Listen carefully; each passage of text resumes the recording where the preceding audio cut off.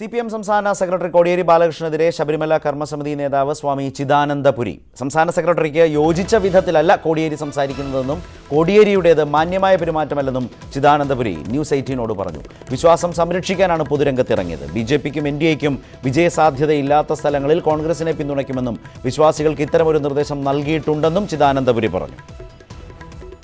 അദ്ദേഹത്തിൻ്റെ ചിന്താഗതിക്ക് വിരുദ്ധമായ ലേഖനമാകുമ്പോൾ തീർച്ചയായിട്ടും അദ്ദേഹത്തിന് വിമർശിക്കാനുള്ള അധികാരമുണ്ട്. പക്ഷേ ഒരു ദേശീയ പാർട്ടിയുടെ സംസ്ഥാന ഘടകത്തിൻ്റെ ജനറൽ സെക്രട്ടറിയാണ്. അദ്ദേഹം പാലിക്കേണ്ട ചില മാന്യതയുണ്ട്. ഇയാൾ സന്യാസി അല്ല എന്നാണ് കോടിയേരി ബാലകൃഷ്ണൻ പറഞ്ഞത്. അപ്പോൾ ശ്രീ കോടിയേരി ബാലകൃഷ്ണൻ എങ്ങനെയാണ് ഞാൻ സന്യാസിയാണോ അല്ലയോ എന്നറിയാം. നേരെ മറിച്ച് മുഖ്യമന്ത്രി പറഞ്ഞതിൽ കുഴപ്പം കാണുന്നില്ല. മുഖ്യമന്ത്രി പറഞ്ഞത് കാവ്യ ഉടുത്ത RSSകാരനാണെന്നാണ്, സന്യാസി അല്ല എന്ന് പറഞ്ഞിട്ടില്ല. കാരണം RSS നിരോധിത സംഘടനയല്ല. ഞാൻ RSS അംഗമല്ല എന്നുള്ളത് എനിക്കറിയാം, RSSകാർക്കും അറിയാം. കാരണം RSSൽ അംഗത്വമില്ല. അവിടെ ശാഖയിൽ പോയി പ്രവർത്തിക്കുന്നവർ RSSകാർ, ഞാൻ ശാഖയിൽ പോകാറില്ല. BJP നേതൃത്വം നൽകുന്ന NDAയ്ക്ക് കേവലമായി ജയസാധ്യതയുള്ള മണ്ഡലങ്ങൾ അതേതാണെന്ന് അവർക്കറിയും.